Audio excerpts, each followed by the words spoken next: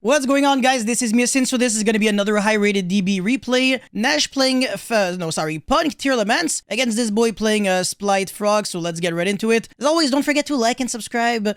Really need that like on this video so that I can keep making more DB rematches, matches.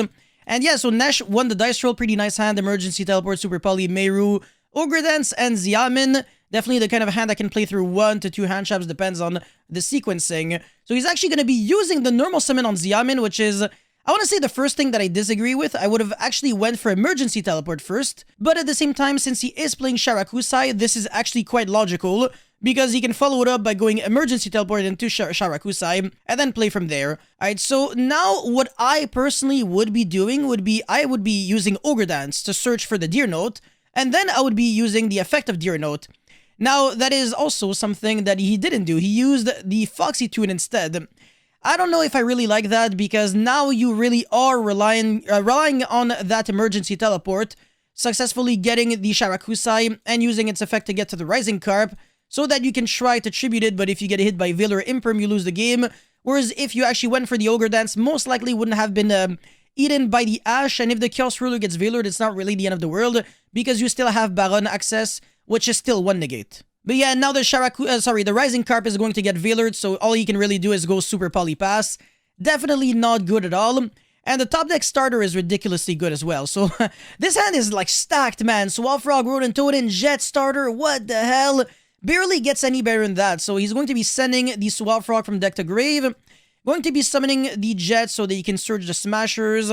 And then he's going to also go for the starter to summon the blue, which most likely searches red, although you could argue that searching Carrot makes a lot of sense when you're going second, but it really depends. You can't really predict that this is a super poly, and if you're playing against P.U.N.K, a P.U.N.K engine, there's a high likelihood that it's a P.U.N.K Tearlaments, and not necessarily pure P.U.N.K, but at the same time, Sharakusai is not the kind of card that you're seeing in most P.U.N.K Tearlaments decks. It's rather just pure P.U.N.K that is playing the fusion package, because otherwise you have to play a lot of P.U.N.K cards, and it makes your Tearlaments a little less relevant, because you always have to use your normal summon on Xiamen or Sharakusai, etc. Anyways, he's now going to be trying to search for the red, but he's going to chain to his own blue the Smashers, and that makes absolutely no sense at all. Like, there is no reason to do this preemptively.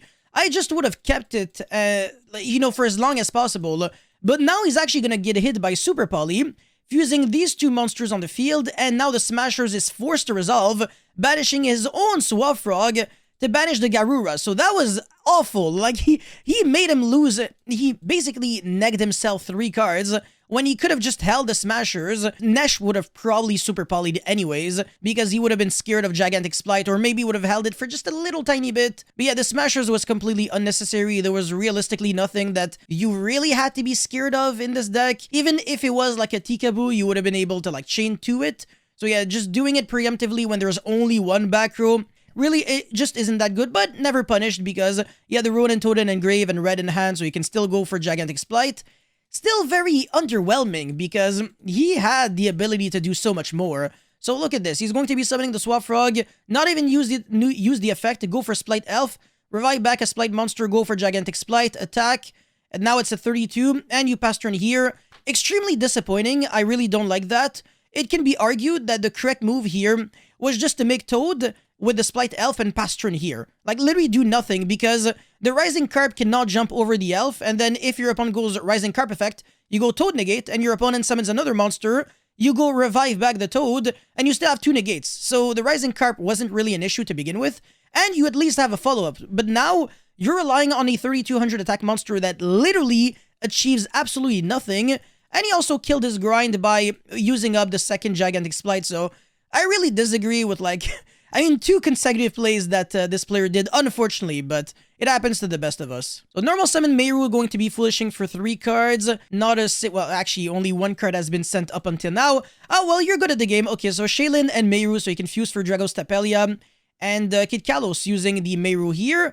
and then you can send itself, summon the Meru, mill an extra 8 cards, so you can make double fusion and mill 8 cards as well as get a search, which is ridiculous, man. Although I will say, okay, yeah, no, searching the Reno Heart makes sense when you're trying to OTK. If you were going first, then you would search for the trap card and get the keep the Meru in hand, only use the Meru in the field. But he's obviously trying to go for games, so it definitely is logical. Now he's going to be sending the Meru and not the Kid Kalos. Very interesting. Summon the Reno Heart and mill 5 cards.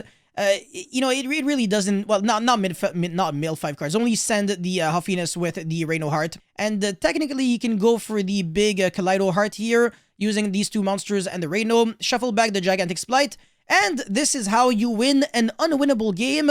It really speaks volume on how Yu-Gi-Oh matches can sometimes be decided on microscopic little details. Like, you do one thing wrong and you get super punished for it.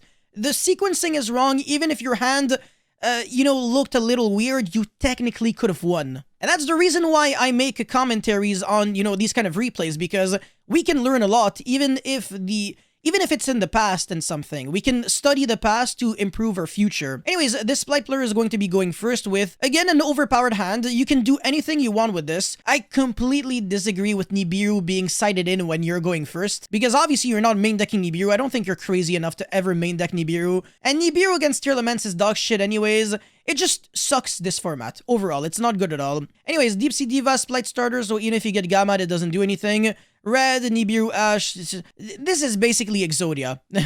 Yeah.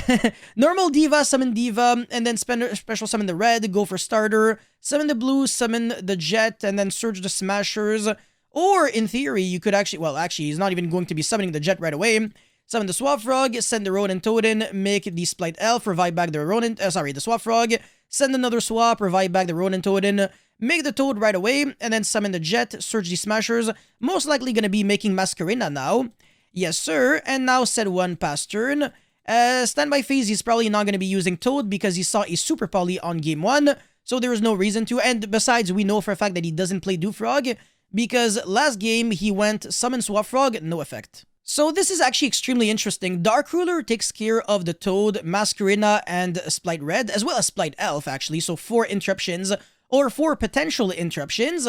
And then after that, we have the triple Tactic Talents that will heavily punish this player for ashing the Emergency Teleport or the Foxy Turn or whatever.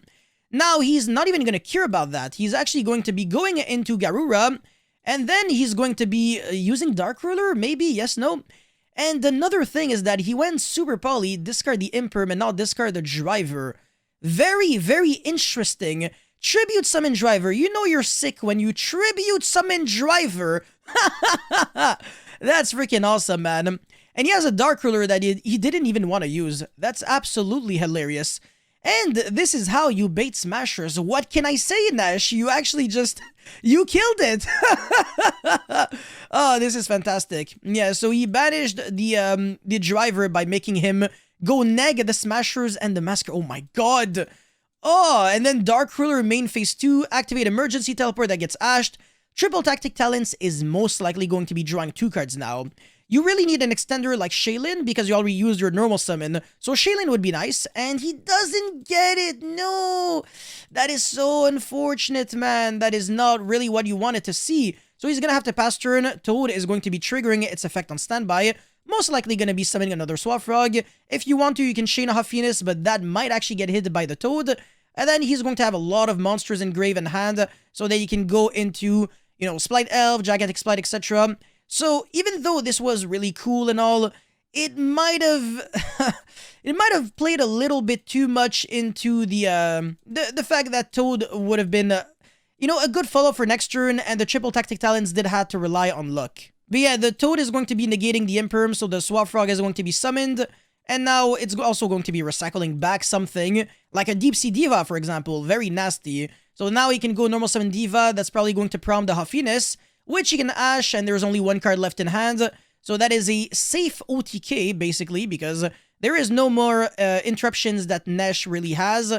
And, of course, when you go Spright Elf, revive back the blue, search the Jet, search the starter, summon the Carrot or Red, the second one, make Gigantic Spright, summon the Carrot that way, and then go for Cat Shark, 6400 attack, Merry Christmas, you're dead. Finally going into a Game 3.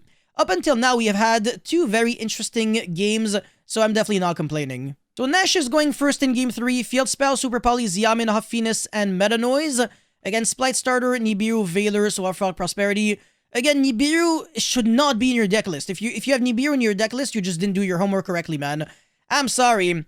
This card just doesn't do much. And then this hand is just... I feel like Splight Starter is always glued to every Splight player's hand. That card is always in everybody's hand. It's ridiculous. Oh my god. But yeah, this hand is incredibly good. You can search for the Shaylin with this, so that even if your Xiamen gets stopped, you can still play. No problem whatsoever. So yeah, that's what I personally would be doing, and nicely done, Nash. That's exactly what you've done as well. This is most likely going to get hit by Veiler, of course, that is correct. And now the Shaylin is going to be summoning itself. Personally, I think I would maybe go for Xiamen first and then Field Spell. No, actually it doesn't matter, because if your opponent ashes the Field Spell, you give up on something that you can live without. But the Xiamen is a little more explosive, it does more. But yeah, going to be mailing Meru, Shaylin, as well as discarding the Huffiness. So you can technically fuse thrice, but that's typically not what people are trying to do. So if I was in Nesh's shoes, I would be using the effect of Huffiness, very specifically, not Shaylin. Huffiness to fuse away the Huffiness as well as the Shaylin to summon Kid Kalos, and we're going to be playing from there. Don't use like 3 effects or 2 effects if you only need 1 effect, to be honest. And did he use the effect of Huffiness? Yes, but he also used the effect of Shaylin. I don't really know what he's trying to achieve with this, because he's not going to be summoning very disgusting monsters. But yeah, and shuffle... Okay, okay, no, I understand, yeah. Okay, so he shuffled it... Basically, he played around DD Crow by doing this. He used 2 effects, but he only needed 1, so if one of them got DD Crow'd, the other one would still resolve. It makes sense, but if your opponent doesn't have DD Crow, then you get punished. And yeah, that's what ended up happening. So now you can no longer use the effect of the Shaylin, but it's fine because you can revive back the Meru and destroy yourself with maybe Baron or something. Anyways, the Kid Kalos is going to be using its effect, so send itself, revive back the Meru, mail 8 cards. The only Tearlaments that can still use its effect when it's sent to the graveyard by a card effect is now Meru. So any other mail is irrelevant. Fairy Tale Snow is actually really cool. And he's going to be making maybe Needle Fiber. Yes, sir. Absolutely. Summon Ghost Ogre, perhaps. That would be cool. It's still an interruption. No, Shinobi Necro. Interesting. All right, okay. And he still has, 2 back rows that he can set. But he's going to be making Splight Elf with the Shinobi Necro and Needle Fiber. That would be where Nibiru could do something. Now, banishing 7 for Fairy Tale Snow right now, I don't know if I really like that. I guess it does trigger Shinobi Necro so that you can revive it back again.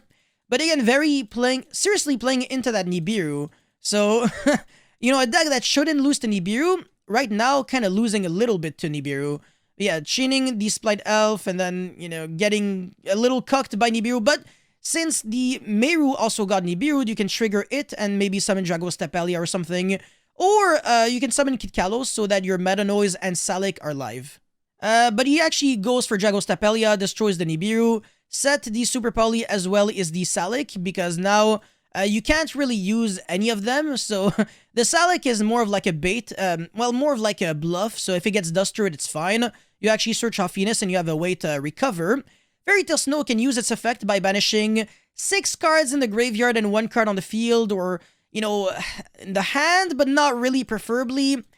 Although it's really good on the normal summon against Splight, because then they can no longer summon their Splight monsters from hand. Anyways, Prosperity is going to be banishing 6 cards. I want to see what people typically banish with this, because it's really important. So 1 copy of Splight Elf if they're playing 3. Then the Dark if they don't have triple Tactic Talents. The Needle Fiber package is not really relevant, especially if you didn't draw Deep Sea Diva. And then the Masquerena with Unicorn is basically useless. And the El Mirage is only needed if all you have, literally, is Swap Frog. So these are the perfect 6 cards to banish when you're going second in Splight.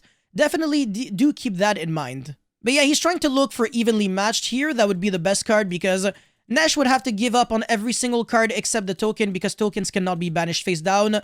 Unfortunately, no massive blowouts. Maybe he didn't side Evenly Matched. That could have been a potential reason. Or maybe whatever. Maybe it was like somewhere in the bottom of the deck. So yeah, Imperm on the Dragostapelia. You really don't want to get negated by Dragostapelia. It's one of the best forms of negate against Splight. Again, it negates the effect and becomes level 1, which is absolutely disgusting. Alright, going to be sending the Ronin Totem. Think on Resolution.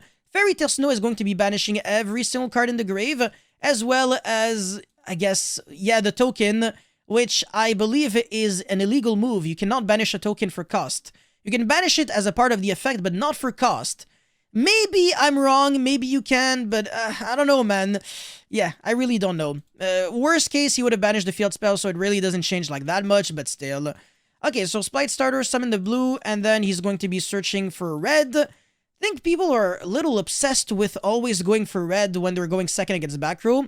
Sometimes I actually like to search carrot to break boards going second, because I know that you most likely don't really have a hand trap in your hand if you're playing this deck, but back rows can be very scary. Alright, he's going to be summoning the Mud Dragon of the Swamp so that the Spright player can no longer summon the other Spright monsters. That definitely makes a lot of sense, and yeah, that's going to be triggering nothing at all. He also can't trigger the field spell to destroy his own Salix. So Nesh is, I don't want to say soft cheating, probably not. It's just that the effect is a little confusing, as he's going to be saying right now. Top deck the Meru, that's going to be game for sure, man. Oh my god, come on. How do you lose, especially if you mill a Tearlaments? But he didn't mill anything. It's fine because the Sulic can now negate by sending the Meru, and that's going to be able to fuse. Maybe for another Drago Stapelia or something. And you can also go for Time Thief for Doer using these two monsters, which is pretty cool. And yeah, he's going to be calling Dark, go for Dark, revive back the blue, make the Curious, and then mail the Meru. That actually rhymed, oh my god. But yeah, yeah, alright, so that's actually a really nice play where you change the attribute of just about everything, I believe. This card becomes this attribute until the end of the turn. Never mind, it doesn't change the attribute of everything. And for Curious, every monster on the field has to be the same attribute. But if you have only one Dark, you can still make Dark. So, yeah, definitely a legal move right there. And he's going to be fusing for Kit Kalos, going to be just popping off with this. It's way more than enough. You can send, what would be correct here? Maybe, no, not Reno Heart, obviously. Well, yeah, I guess you could go for Reno Heart and then revive back. Send two monsters, well, one monster and then mill 5 cards. Very high likelihood of you getting what you want. You can also destroy this monster with a field spell. That should be way more than enough. So that's pretty much it for this replay. Let me know your thoughts about it in the comment section below. As always, don't forget to like and subscribe. And I'll see you guys very soon. Peace.